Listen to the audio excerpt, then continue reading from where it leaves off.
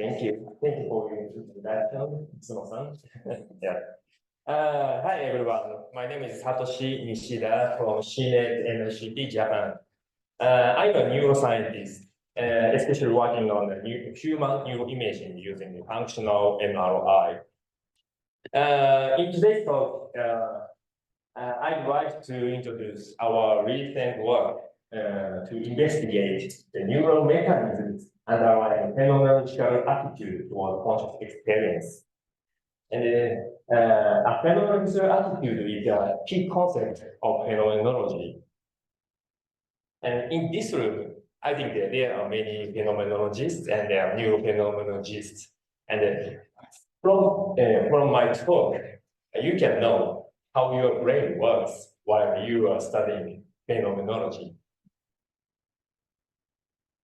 Okay, let me start with this question. What is a phenomenological attitude? Phenomenological attitude, as you know, is related to a key methodology of phenomenology called phenomenological reduction or FK. To study conscious experience, phenomenologists change their is it howling? Okay.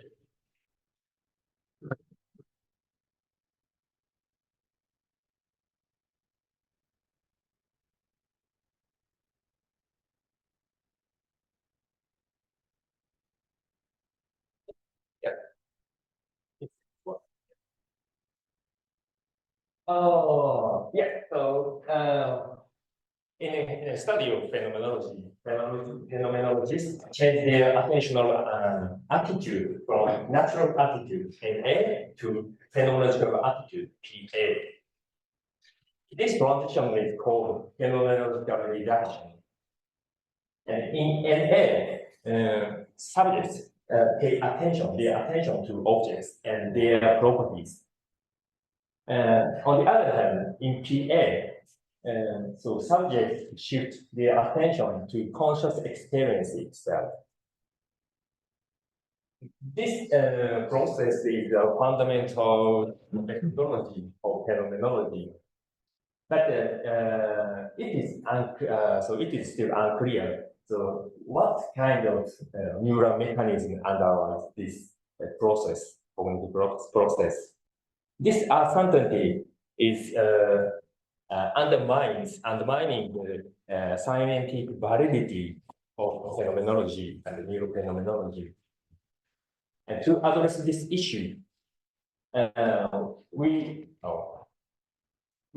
aim to elucidate the neural mechanism underlying PA using functional neuroimaging experiments, especially using fMRI. For this purpose, we designed a new cognitive task called Natural Phenomenological Attitude Switching Task, NPAS task. In this task, participants repeatedly required to switch their attentional attitude from NA to PA. Okay, starting with the fixation period, then subjects watched one stimulus in the first stimulus period. And then two sentences were presented. Each sentence describes the perceptual consciousness, conscious experience induced by this stimulus. And then participants again watched the stimulus. So more long period in the second stimulus period. Then the subjects choose. So which sentence is more correct? Yeah, this sentence is correct for the description of the stimulus. Then participants repeatedly these trials in this task. And then the key point of this task is that the two sentences are designed to automatically induce either NA or PA. These two situations referred to as NA condition and PA condition, respectively. Okay, here is an example sentence pairs for this stimulus. In NA condition, the first sentence is, it looks like there are black chairs and white tables. The second sentence is, it looks like there is a gray couch and black ceiling lights. The first sentence is correctly describing this image. On the other hand, in PA condition, the first sentence is, the flooring appears to extend beyond the frame towards the viewpoint, so this is not depicted in the image. The second sentence is, there appears to be a similar room beyond the white wall on the right, so it is not depicted in the image. The first sentence is correctly described, and the phenomenological property of conscious experience evoked by this image.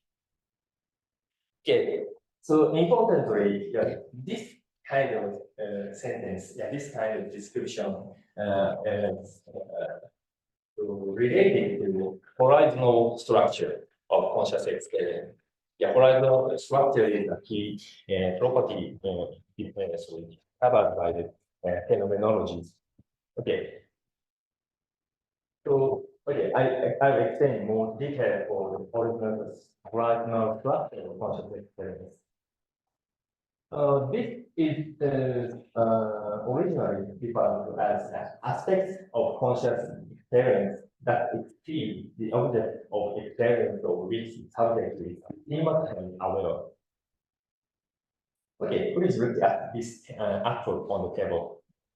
So you can, you are aware, explicitly aware of the side of apple facing to you. At the same time, you are also implicitly aware of the part of the table under the apple and the back side of the apple. Even though this perspective is not visible. Okay. So this awareness is called horizontal awareness.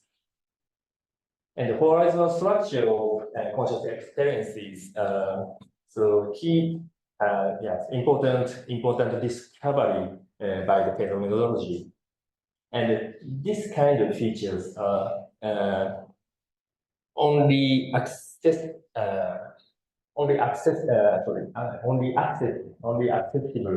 from the PA. Okay.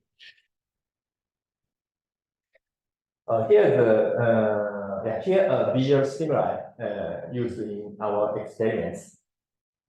We collected 40 visual images from Pixabay. Pixabay is the royalty-free photography website. And the stimuli included 20 pictorial images and 20 natural images. And we assigned NA and PA sentence pairs to each image, by phenomenologists. We conducted a functional magnetic resonance imaging, fMRI measurement. Okay, so we recruited 50 healthy Japanese participants. And we measured brain activity during the task using the Siemens 3 Tesla MRI. And we used voxel size of 2 by 2 by 2 millimeter and a TR of 1 second.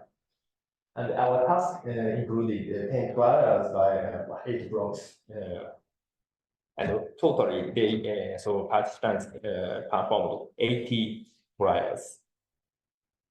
And fMRI data were pre-processed using the standard pipeline of the fMRI pipeline. Okay, this is the schematic illustration of the fMRI data. So fMRI data like an image, and then unit of measurements is called voxel. And a correction of them is called multi-voxel pattern. Multi-voxel pattern. Okay. And we first analyzed behavioral data during the past. And we found participants show different patterns of behavioral performance between NA and PA. The left figure shows the error rate compared between PA and NA conditions. Each dot represents a single participant. And the right middle figure shows the reaction time. And these two figures show the PA is associated with better accuracy, but longer reaction time than NA. So simply, better accuracy is associated with shorter reaction time, but it's a kind of dissociation. So the relationship is more complicated. And the right figure shows the relationship between the error rate and the reaction time, separately shown for NA condition and the PA condition, depicted by the blue and the red circles. And we found a significant correlation between accuracy and reaction time only for NA. So such an association is only found only for NA condition. And also we examined the effect of character count of sentences in the presented in the past. And we found character count of sentences only linked with reaction time during NA. The left figure shows the relationship between the error rate and the character count. And the right figure shows the relationship between reaction time and the character count. We found only significant correlation only for the relationship between reaction time and character count for NA condition. Okay. So what do these different patterns in behavioral performance in PA and NA reflect? So we speculate that these different patterns of in behavioral performance is related to additional cognitive processes required only in PA. So okay, so participants needed to choose one of sentences according to the correctness of description. And so they automatically choose. So automatically start the choice process in the NAH condition. Yes, this leads to the association between reaction time and accuracy, and between reaction time and character count. On the other hand, in PA, additional cognitive processes delay the choice process of the participants, and then it leads to slowing reaction time and dissociating it from accuracy and character count. And this is just our speculation.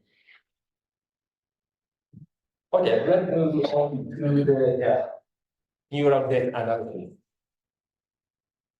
We focus on the brain activity during the second stimulus period, because in this period, participants have a knowledge about the sentences associated with the stimulus. So participants can apply NA or PA while viewing this stimulus.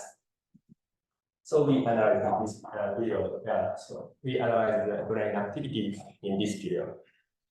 And then we perform search-like decoding analysis.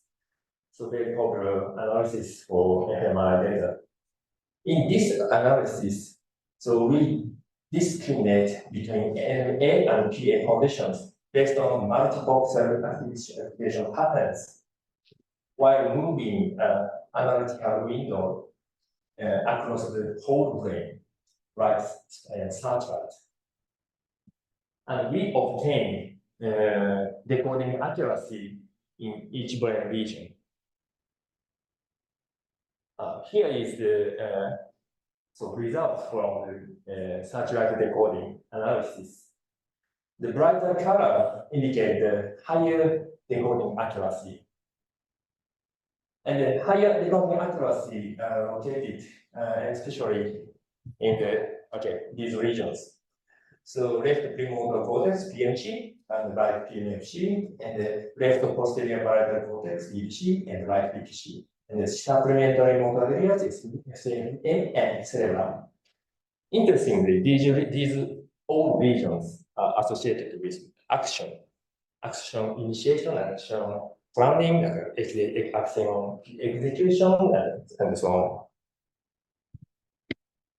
Okay, so decoding analysis produces the decoding process of finding about only so these regions, activation in these regions differently activate. Differently respond to the stimulus. But so to gain further understanding of the underlying mechanism, so we compare activation strength in each region. So by comparing between NA and PA. And we found that activation strength in all these regions is lower in PA than NA. This video shows the activation strength in each region. And the red bar, blue bar, indicates the mean activation strength in NA condition, and the red bar indicates the PA condition. So this indicates that the activation in these action-related regions is tablet during PA. So what does it mean? Okay. So basically, so NA involves practical interest in external objects and object properties. And on the other hand, PA inhibits these practical interests. These practical interests. And we interpreted this observation based on the concept of affordance, originally proposed by Gibson. So as you know, affordance is referred to as the opportunities for actions available in an environmental setting. So according to Gibson, perception is primarily of affordances rather than objects themselves or its intrinsic properties themselves. So practical interest is in objects can be interpreted as those affordances.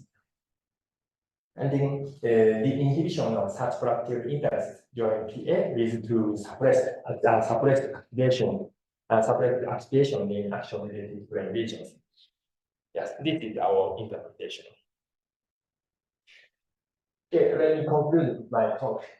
We explored the neural mechanism underlying PA through neurocognitive experiments.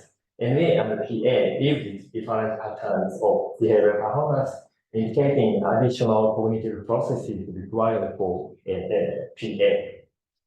Activation patterns in action-related brain regions distinguishing between NA and PA. So the regions are like this.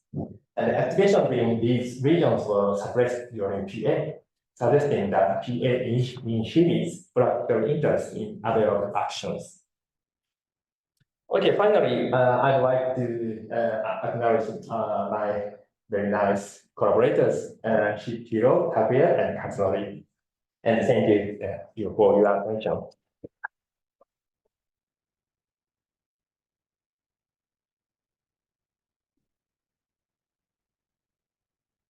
Thank you, Hiro.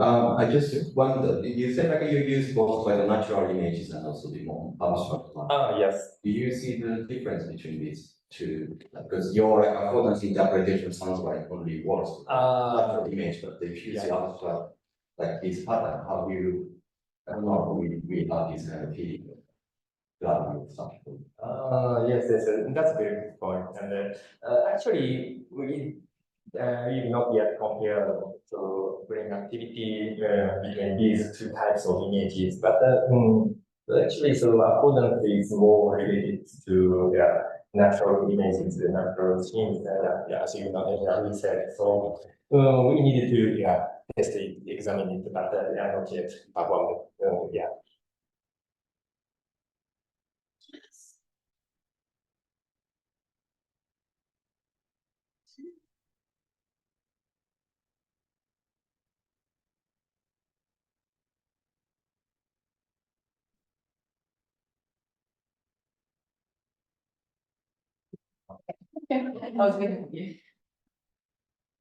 So these instructions for not focusing on objects but on the processes, like involve, for example, focusing on the objects that go beyond this scene.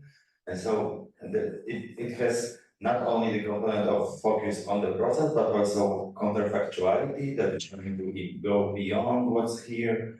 And I don't know how you maybe disentangle, or are there any other examples of evoking observation of the process and not of the objects that come to your mind?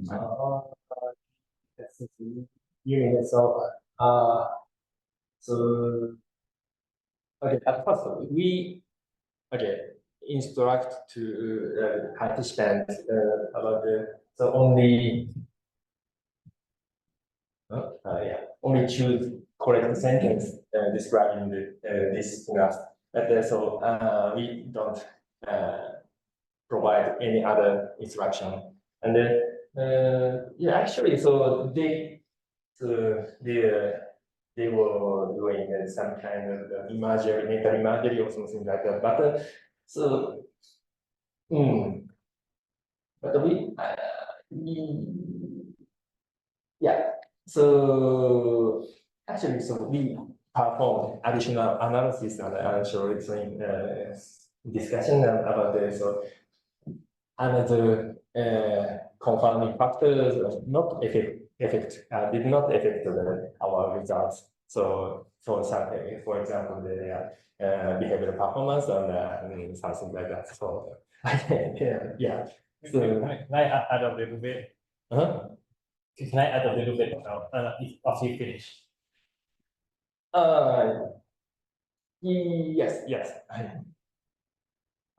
Can I add a little bit in that respect about the experiment?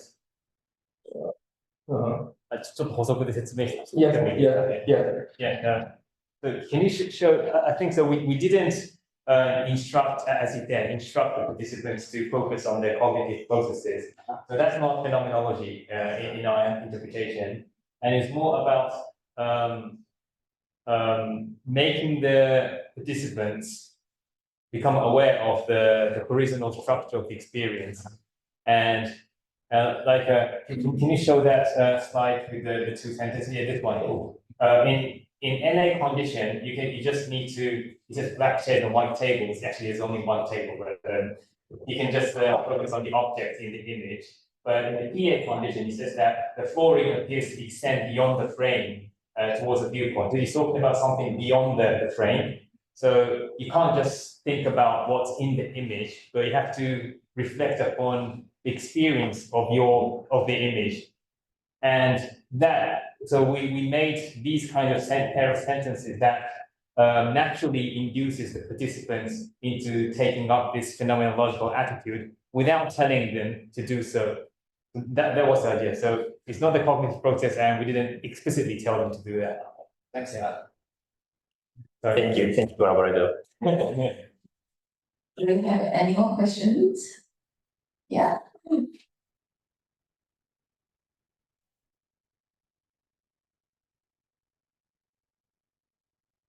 So this is a question about this sentences too. Can I interpret it as like imagine more like the picture itself, or maybe well, that's quite rough about the experience itself, but just a little bit of pull out from the experience or picture itself, but imagine that is real or this kind of, so more like imagination based on that picture. Can I interpret it like this? Yeah. So you mean the so this difference is related depending on imagination or not? Yeah, something like that. On the Yeah. Okay, but so from the view of phenomenology, from the perspective of phenomenology, so mental imagery and personal awareness are totally different.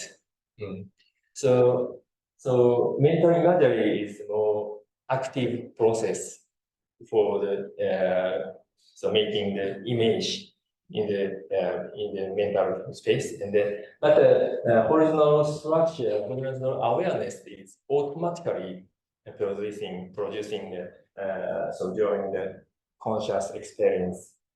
So it's so different. So they are different. So mental imagery and horizontal awareness. So in this case, we focus on the horizontal awareness rather than mental imagery. So yeah, this is my interpretation. Okay. Did you have a look at thank you. Did you have a look at correct responses and incorrect responses separately? Unfortunately, our data have very little error rates, as a small error rates, and we couldn't perform such an error analysis. But it's very interesting for us. Thank you.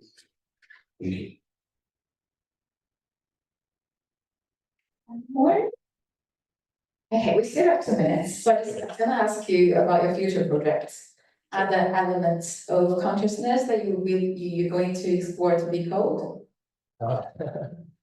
Future study. So, okay. So in the future, yeah, this is our the limitation of our study. So we only focus on the horizontal structure of conscious experiences, but the phenomenal properties of experiential structures proposed by phenomenology include more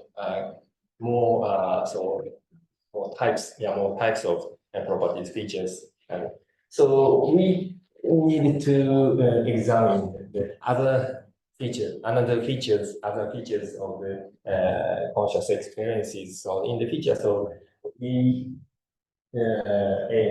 want to examine the same behavioral and neural signatures can be observed for other aspects of conscious experiences. That's great. Look forward to that. Thank you. Thank you.